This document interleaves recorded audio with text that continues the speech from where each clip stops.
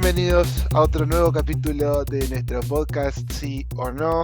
Estamos, como siempre, con Seba Lazarte. ¿Cómo andás, Seba, y cómo te podemos encontrar? ¿Cómo andás, Martín? Me pueden encontrar en cine en uy.com y si no en Cine Explicado en YouTube. Y antes de dejar que te presentes, Martín, tengo que hacer un pequeño anuncio arreglar un poquito cosas del pasado, que fue el episodio pasado, nuestro episodio 21 de Bell. Estuvo bastante accidentado porque grabamos todo contentos y cuando fui a revisar la grabación tenía errores, recortes y no sé, varios errores. Entonces tuve que agarrar la tijera y acomodarlo como pude.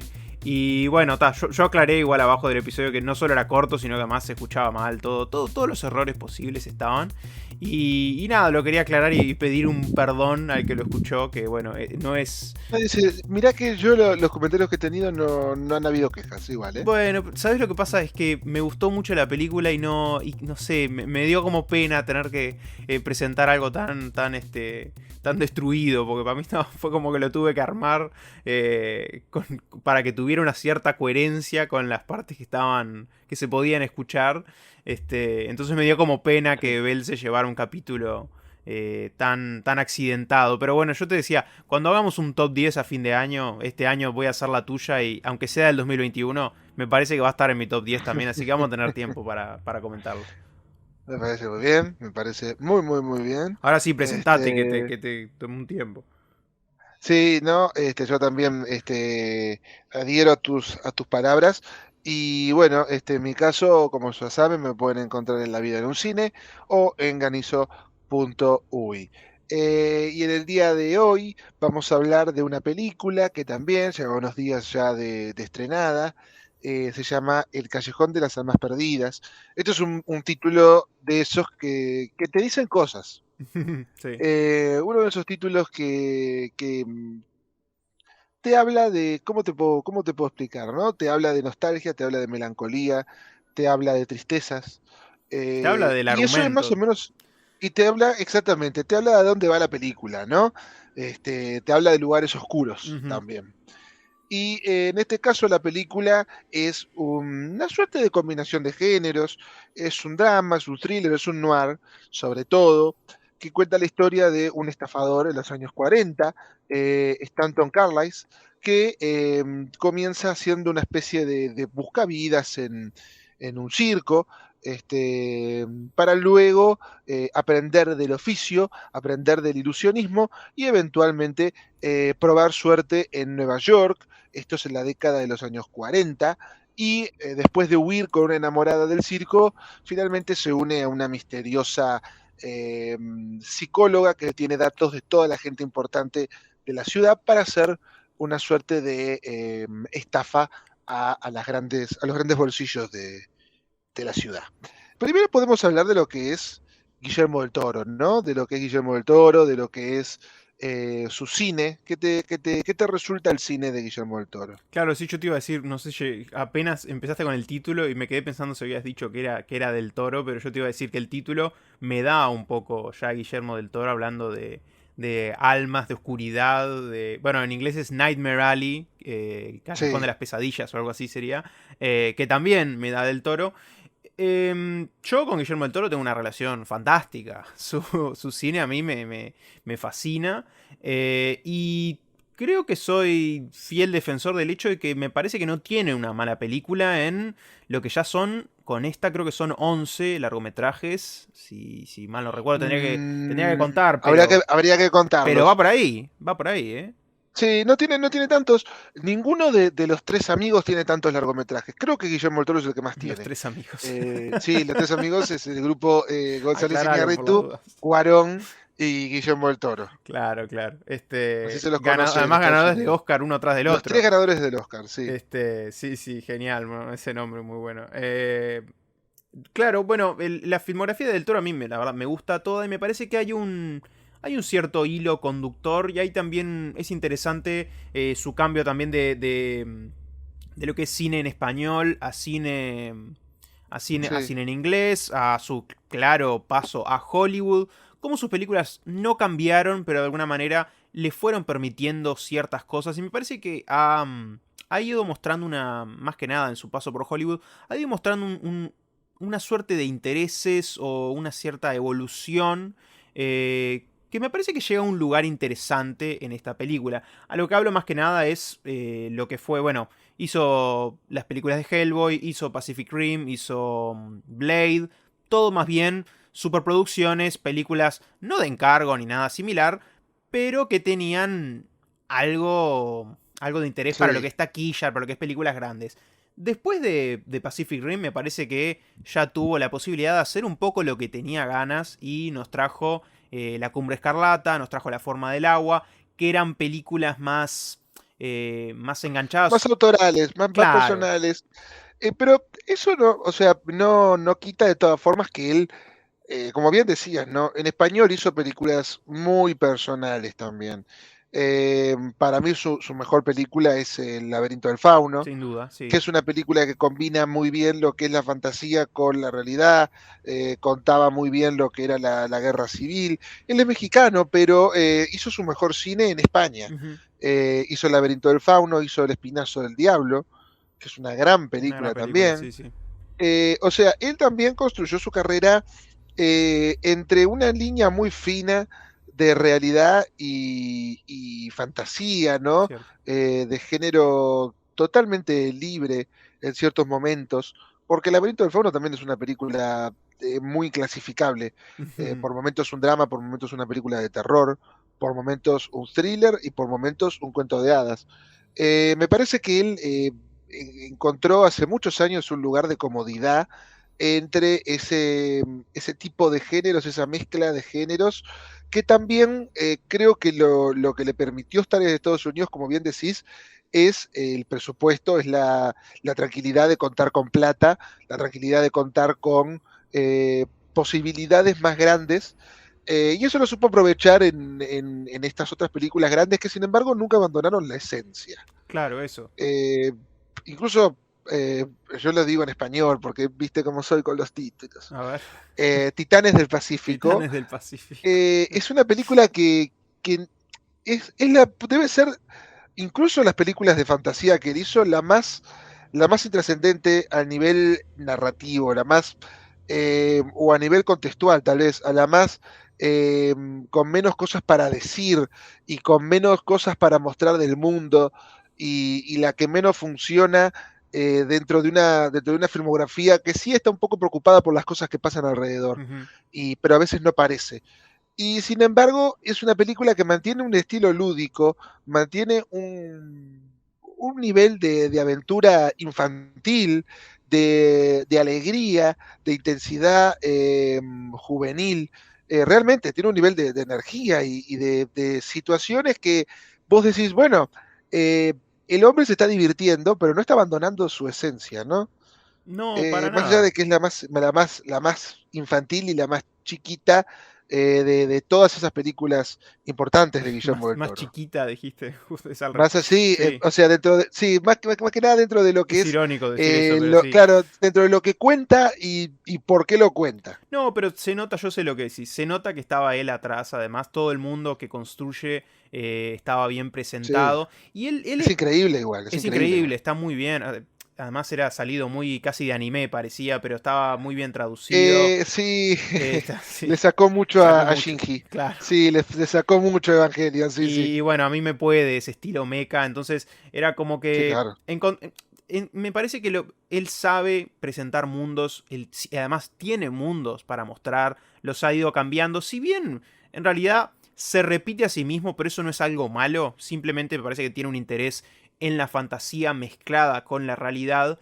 Y lo que te Claro. decía, las últimas dos películas que han sido Hollywood, que le han dado presupuestos para hacer realmente, como decís vos, un cine más de autor, un cine sin la necesidad de tener a los robots gigantes o estar basado en un cómic. Como era, bueno, te decía, La Cumbre Escarlata, que era más bien un cine de terror gótico, medio dramático, donde la fantasía y lo... Con, Sí, decime, sí. decime. No, La Cumbre Escarlata, para mí, es una película es romance Sí, gótico. claro. Es justamente Es iba a un decir que se romance gótico. convierte, empieza desde, como decíamos, empieza un género más terror, más fantasmagórico y se va transformando. Sí, está muy bien. Romance Sí, y gótico. aparte con un nivel de delicadeza artesanal que francamente era muy emotivo de ver. A mí es una película que me emociona, La Cumbre Escarlata. Me resulta muy, muy atractiva como propuesta de fantasmas. Y también me resulta una propuesta muy emocionante como un drama romántico, gótico, profundamente perverso, profundamente Ujú. perturbador, pero también una película muy, en su propio estilo, muy tierna. Claro. Eh, Para lo que está mostrando, bastante para lo tierno, que sí, está sí. mostrando, que es casi linda con lo incestuoso, tiene alguna ramificación tierna, no con el incesto, por supuesto, pero que realmente le hacían una película muy, muy valiosa, muy distinta, realmente muy, muy, en cierto punto, muy, muy íntima, muy sensible.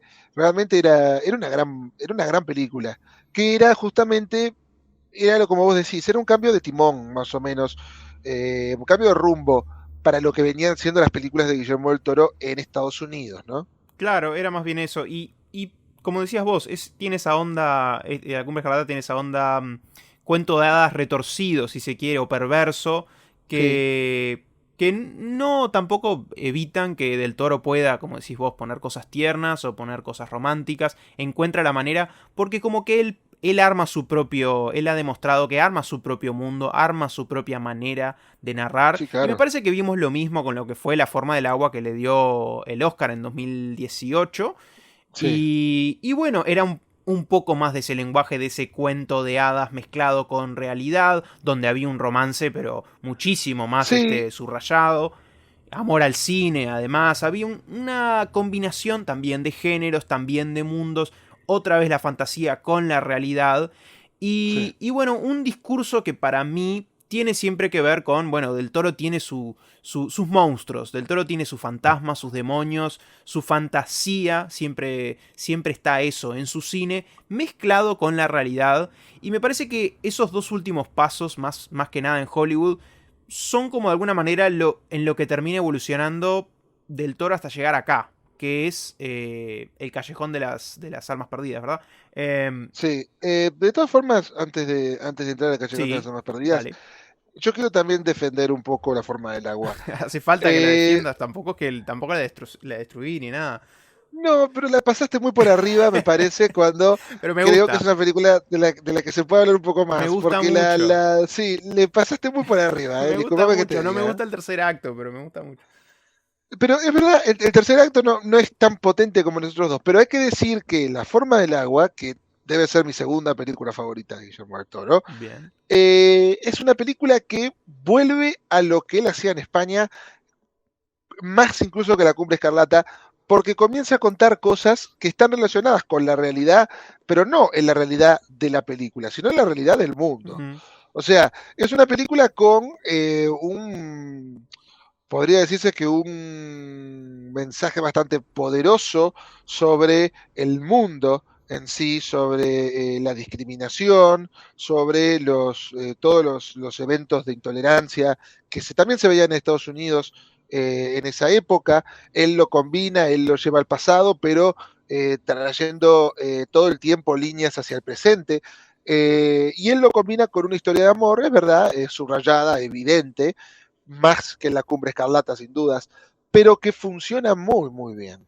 Funciona muy, muy bien, porque justamente saca componentes de la protagonista, le saca la voz para hablar en un lenguaje mucho más emocional y mucho más universal. Eso me parece muy, muy lindo y me parece muy logrado aparte cómo lo logra él añadiendo un toque de excentricidad, que Ujú. también es lo que para mí le da esa chance de acceder al premio mayor de mejor director también, ¿no? Cómo logra transmitir a través de lo visual. Es una película tremendamente visual. Y me parece muy, muy lograda La Forma del Agua. Es una película excelente. Eh, ahora Entonces, hablabas de lo ahora. visual, pará, porque esto me parece que va a ser bastante ilustrativo. Yo tengo un libro de arte de la forma del agua, o sea, Ah, qué claramente me magnífico. gusta, y me gusta cómo se ve, y me encanta Del Toro, y no te miento cuando estaba sentado en la sala mirándola, que cuando pasaron los primeros 2 actos dije, esta es la mejor película de Del Toro, esto es fantástico, y el tercer acto, o sobre la mitad del segundo, y dejó de ser esa película que yo creía que era, pero sin duda es muy muy buena, sin duda es poderosa, y sin duda habla de bueno, eso que te digo de, como hablabas vos, tomar el mundo real, llevarlo si se quiere al pasado para crear ese mundo del Toro y utilizar también fantasía para combinar y mezclar todo y crear un poco su propio lenguaje. O sea, las películas del Toro, si bien me parece que mismo estas 3 últimas, son todas en realidad distintas, porque se ven distintas, tienen paletas de colores, bueno, el rojo siempre está, pero tienen paletas de colores diferentes, tienen un estilo tétrico, pero muy diferente entre todas, me Sí. parece. Y aún así uno las ve y dice, ok, esto es del Toro. Entonces, es alguien que de alguna manera se repite un poco en discursos, pero no tanto. Se repite en estética, pero no tanto. Me parece que es un autor que... Es un autor muy valioso, porque no es tan fácil. Una a veces piensa Tim Burton, por ejemplo. Y yo decía, ahora vamos a hablar del Callejón de las Estamos perdidos con Del Toro, pero está bien, siempre sirve. Pero estamos, no, estamos, a ver, ahora estamos haciendo más que nada un pequeño repaso de lo que es del Toro, porque no habíamos tenido películas suyas antes en lo que es nuestro Es podcast. cierto, sí.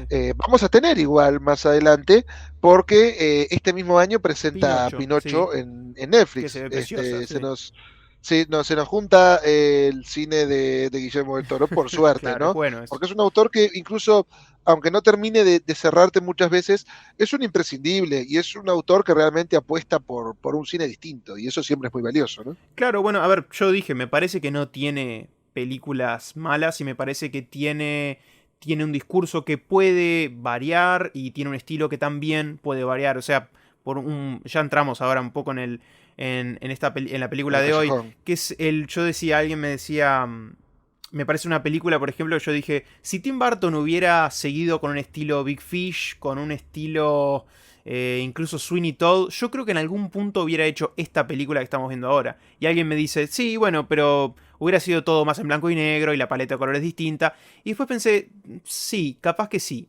Y ahí es lo que a lo que me refería. El hecho de que Del Toro me parece que tiene un estilo, pero tampoco se repite tanto. Y me parece que acá, para bien o para mal, hay también una evolución o un paso en otra dirección para ese estilo y discurso.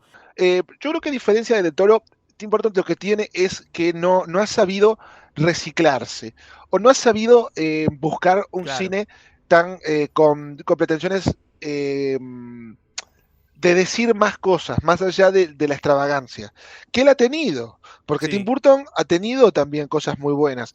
Justamente yo estaba hablando de que La forma del agua habla de lo que es, en cierta forma, el cine, lo que es la discriminación y lo que es la intolerancia, y eso también es a lo que va el joven Manos de Tijera. ujú. Va por ese lado también. Y bueno, El Gran Pez es una gran película de sentimientos humanos. Y que Pero tiene una relación con esta, me parece, al menos en el carnaval y en el circo. sí, también, es verdad. Pero, ves, creo que Tim Burton igual lo que nunca supo hacer fue cómo poner humanidad, cómo poner situaciones totalmente humanas dentro de un Cierto. contexto fantasioso. Él o se va totalmente a la fantasía o, como en el caso del Gran Pez, queda totalmente en la realidad. Sweeney Todd es una gran película también. Una gran película, sí. Bueno, tiene varias grandes No, tiene películas. muy buenas Tiene películas. cosas Lo utilizaba estupendas. como referencia nomás Es porque un lo que... estupendo Tim Burton. Es estupendo, es estupendo. Pero lo Vamos a utilizaba... comenzar a reivindicar gente. Sí, Vamos a comenzar a claro. reivindicar gente en el Claro, podcast. Es un estupendo. primero dijimos que estaba perdido y después lo Sí. reivindicamos. Y después Eh, terminamos con es un estupendo. seguro vamos a tener la chance de hablar de Tim Yo Burton en creo que algún él se momento. merece, Tim Burton se merece una última gran Una película. última gran... No seas malo con Bueno, no sé última. si Un última, porque regreso sí, tiene a... 63 años, no está tan mayor. Capaz que se cansó y listo. Sí. Eh, A mí Dumbo me gustó igual. a mí Dumbo me pareció que estaba ok. Pero bueno, del Toro, del Toro. Vamos a Del Toro, sí. Bueno, a lo que hablaba un poco de Tim Burton era un poco para entrar en el hecho de que esta nueva película del Toro, me parece que lo presenta a él con su estilo, con sus obligaciones, si se quiere, sus lugares comunes, que son la fantasía, los monstruos, lo perverso, lo tétrico, la humanidad mirada con un ojo bastante pesimista. Sí. De alguna manera, todos esos elementos muchas veces están en sus películas. Y me parece, hay una evolución, no sé si para bien o mal, pero hay un cambio o hay una diferencia con el resto de sus películas. Y es que acá se aleja un poco de la necesidad de usar fantasía, más allá de concepto o más allá de comentario, para contar esa historia de humanidad macabra, de humanidad mala, de personas rastreras, de horrores, digamos, de la vida diaria, no necesariamente entremezclados con muertes, demonios, fantasmas. Sí. Y me parece ahí que hay una gran diferencia en esta propuesta de Del Toro, que me parece que podrá funcionar para mejor o para peor para cada uno. A mí personalmente me gana esa parte donde dice: bien, yo voy a utilizar los conceptos que tengo siempre bajo el brazo. Los monstruos los voy a comentar, los voy a dialogar y vas a entender a lo que me refiero porque es una película bastante evidente. Pero cuando se queda con lo humano, a mí me atrapa más porque le abre a él una posibilidad de trabajar con cosas distintas o poner su estilo sobre áreas diferentes o tener una estructura muy, muy distintas a sus otras películas. Entonces, trae un Del Toro un poco distinto, me parece a mí. No sé cómo lo sentiste vos en ese aspecto. ¿Cómo lo sentí yo?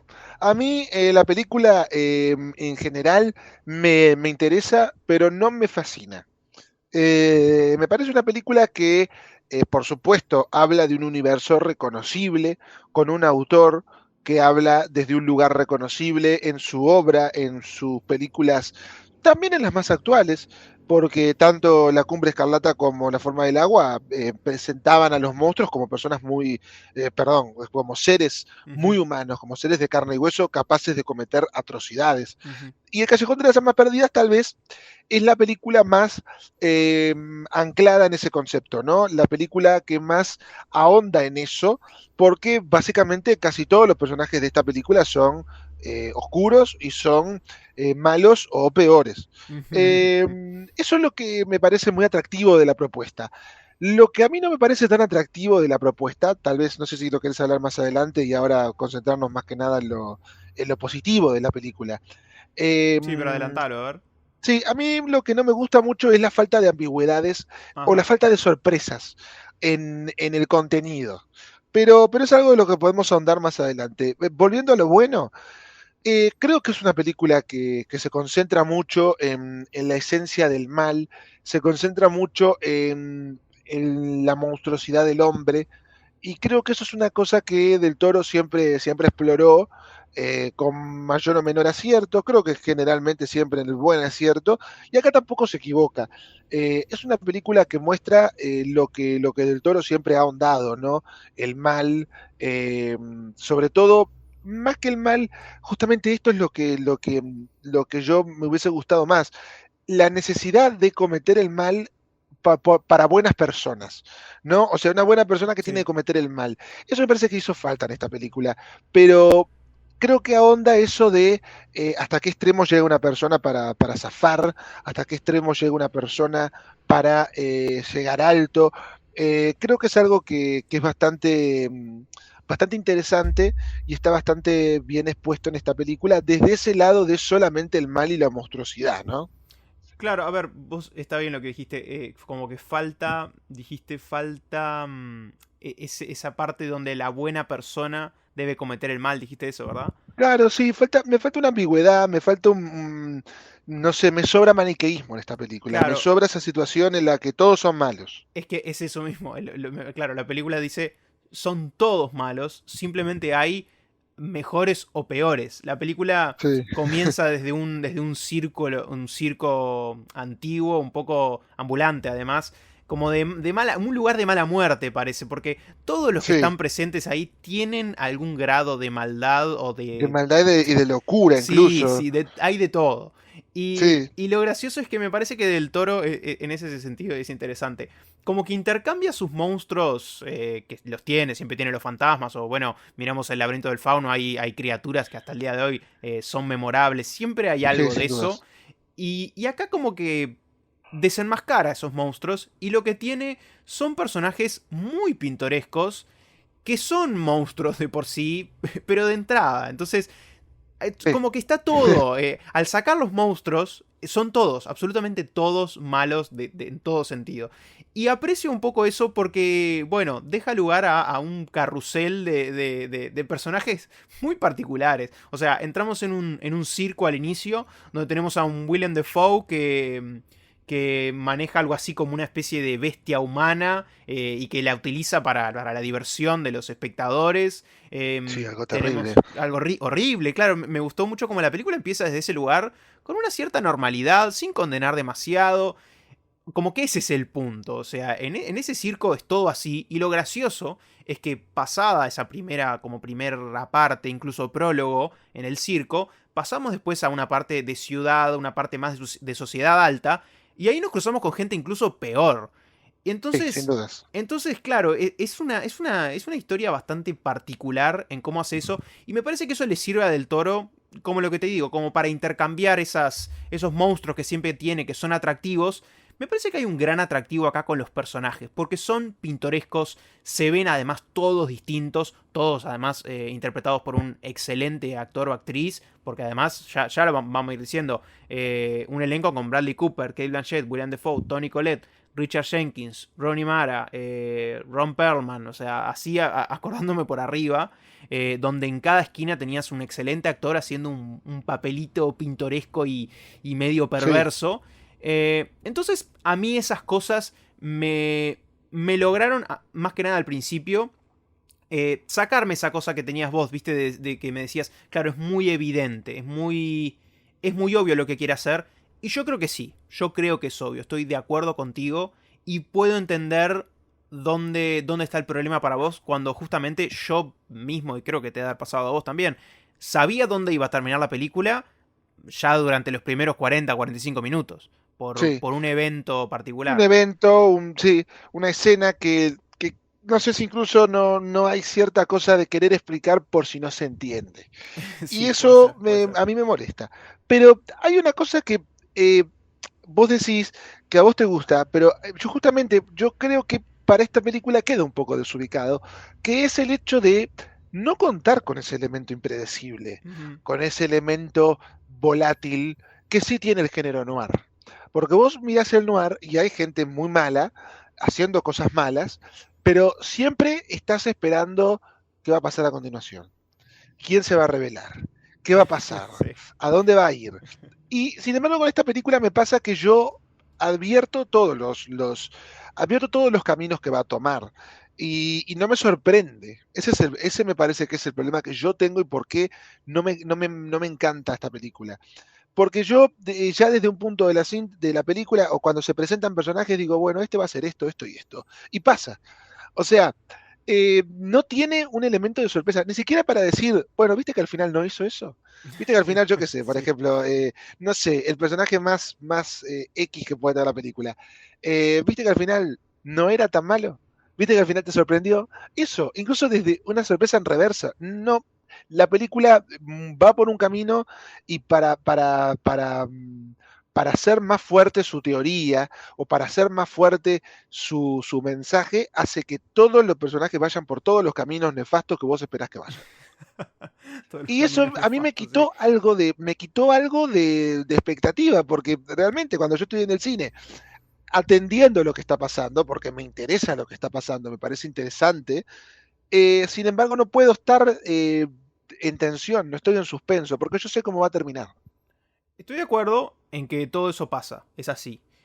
Ahora, y esto, mirá que esto me parece que no necesariamente es intencional, pero tampoco te voy a mentir en cómo yo miraba la película, que es como la sentí igual que vos, pero un poco de otro lado, en el hecho de que es una película que si bien yo decía, ok, todo va a salir así, también pensando de quién es, los géneros que hay entre medio, pensaba que había algún tipo de algo más debajo, o sea, o una fantasía extra, o un giro, o un personaje que no, o algo.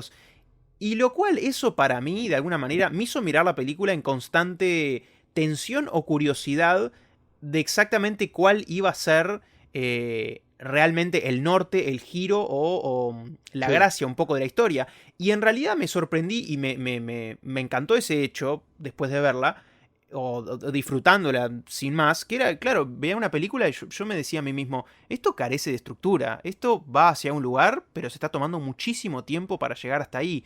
Entonces yo pensaba en esas cosas, pensaba en, ok, está jugando conmigo, va a pasar otra cosa. Pero no, me sentí después que estaba jugando conmigo en el hecho de que yo creía que iba a haber algo más y realmente no lo hay. Y la realidad de la película, en realidad, es que es una película en la que no debería haber más. Es ahí en donde me gana. Es el hecho de que es una película y una historia en lo que quiere contar no debe haber más. Es lo que es y el final que tiene, por más evidente que sea que lo es, cuando llega me parece que dramáticamente está muy logrado.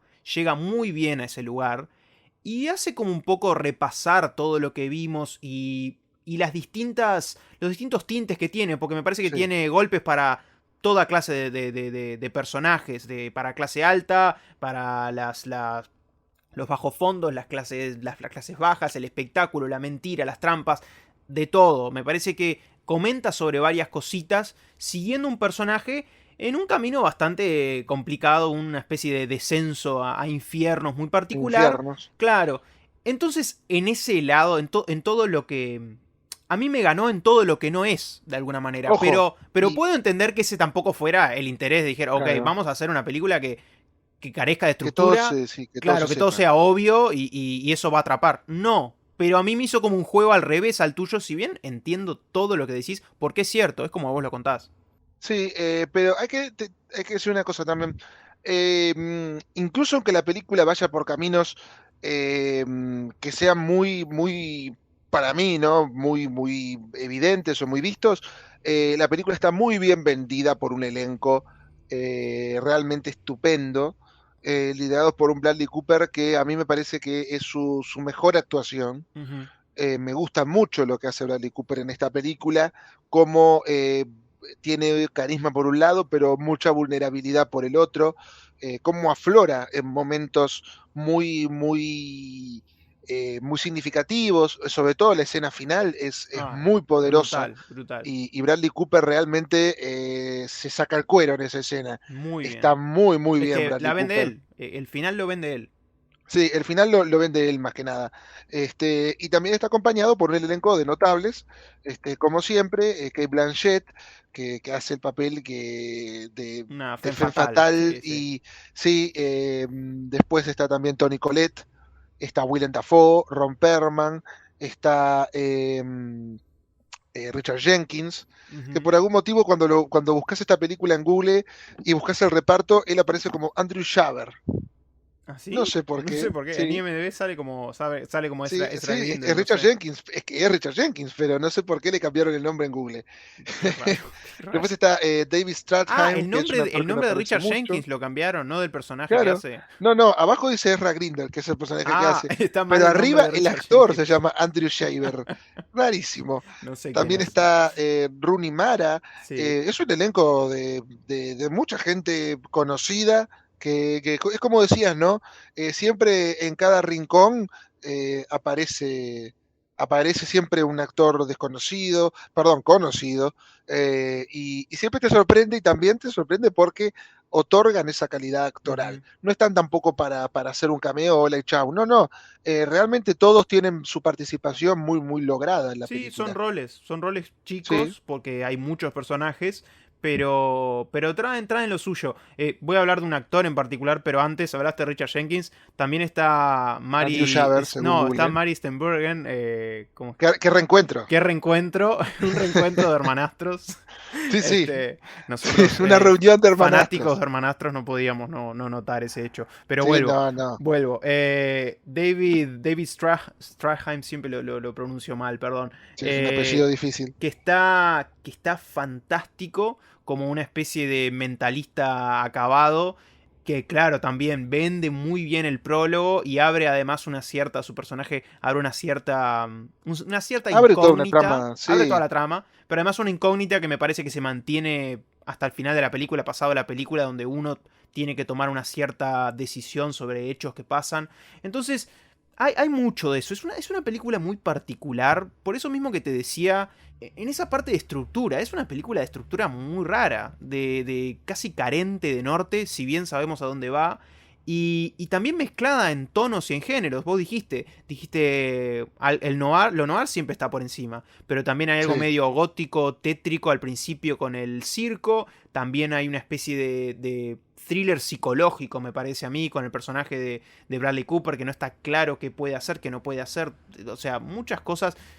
Y eh, aparte él se toma sus tiempos en sí, cada género que toma, ¿eh? sin duda, sin duda. Los actos son más largos que lo habitual incluso. Y no sabría bien dónde dividirlos, porque para Claro, mí, no sé dónde termina el primer acto, porque todo lo claro, del circo puede ser el primer acto todo incluso. lo psico puede ser, o puede ser un prólogo y la película empieza cuando termina todo eso. Y claro, yo sentado, viendo todo lo del circo, que se toma su tiempo y nunca pensé, ok, esto ahora vamos a abandonar y vamos a ir a otra cosa. Yo ya estaba cómodo en ese lugar, que era, me parece que era una buena película ahí donde estaba, y de repente se transformó en otra cosa completamente distinta y aguantá que quedan 100 minutos más de algo completamente diferente. Entonces, es una película extraña, es casi anticuada o muy libre Sí. para deambular. Es una película que deambula y a mí me puede eso. Más si es una película que deambula desde un lugar tan hermoso como es esta película. Hablábamos, vos dijiste, Guillermo del Toro es artesano. Y acá lo demuestra otra vez. En arte, sea el circo ambulante o Sí, los interiores también de Nueva York, tiene una fotografía precioso. preciosa, esos encuadres tan particulares en donde entran tanta información en juego, ¿no? Todo el tiempo hay un montón de información en pantalla, todo Ujú. el tiempo está hecho también de forma muy visible, no quedan elementos Sí, sueltos planos muy en el amplios, muy plano, lindos, sí, sí. planos muy amplios, una paleta de colores también muy cambiante, por momentos muy gris, por momentos muy colorida, Sí. eh, todo dentro de la misma película. Siempre en la Bueno, oscuridad igual, eso. sí, eso siempre está, pero dentro de todo hay momentos muy, muy coloridos. También lo que es el diseño de producción, los vestuarios, los lugares, toda la forma del circo, que es realmente magnífica, y sobre todo muy, muy palpable, muy creíble lo que estás viendo. Y porque se nota que está. Yo había leído que habían construido el circo, pero se nota que Sí, está ahí. Se nota que los interiores son reales, se nota que ese con circo está una, ahí. con una clara inspiración de la película Freaks, que es Ah, una sí. película que también tiene mucho que ver con lo que es El Callejón de las Almas Perdidas, Y ¿no? yo no vi, Eh, pero hay una versión original. Esto es una adaptación de una novela. Y hicieron una sí, yo adaptación en el no vi la versión original, 47 o algo sí, similar. yo Imagino no que vi la esa versión tenía todavía original. más algo relacionado a Freaks, me parece. Sí, no la vi, no sabría decirte, pero también esta película, admitido por ellos, ¿no? Yo había leído, sí, también creo esa nota en la que el director de arte decía que la película estaba muy influenciada por Freaks y Ujú. se nota en el resultado Sí, final, por ¿no? supuesto. Pero es que por temática es normal que lo esté. Sí, Em, sin dudas. entonces, Que es una gran película también. es una gran película, sí. Pero entonces, no sé si podemos entonces darle un cierre al Callejón de las Almas Perdidas. Seba, qué te parece la película?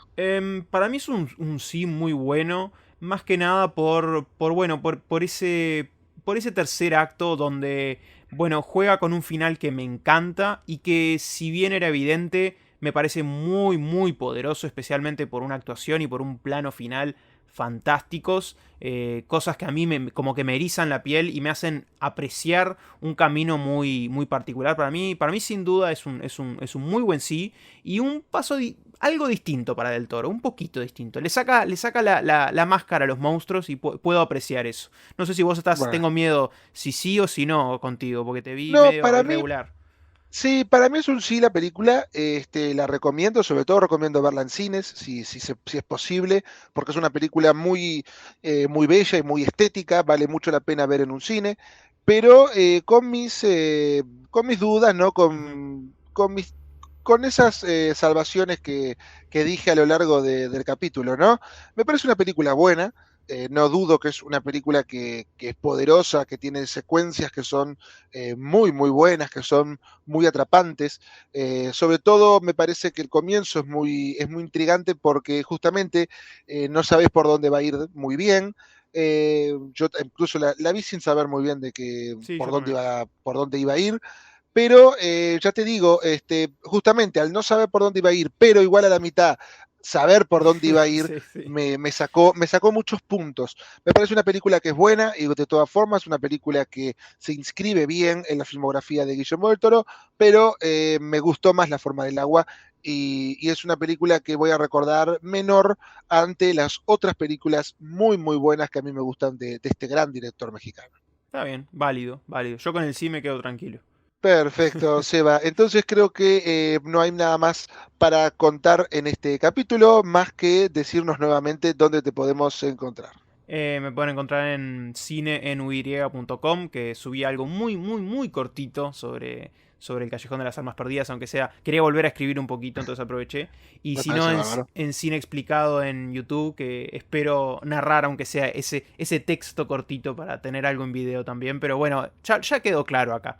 Eh, Sí, me parece bárbaro. A mí me pueden encontrar en La vida en un cine.wordpress.com, que también hay un texto sobre el callejón. Y en granizo.uy. Y bueno, por supuesto en este podcast que agradecemos como siempre el apoyo y la presencia de ustedes que están del otro lado, escuchando, comentando. También nos pueden encontrar en Spotify, nos pueden encontrar en Google Podcast, también en YouTube, como siempre. De la forma que ustedes estén escuchándonos, a nosotros nos llena de alegría y también nos inspira a seguir adelante, ¿no? Y como siempre les decimos, muchas gracias por estar del otro lado y nos encontramos en el próximo sí o no. Gracias por estar.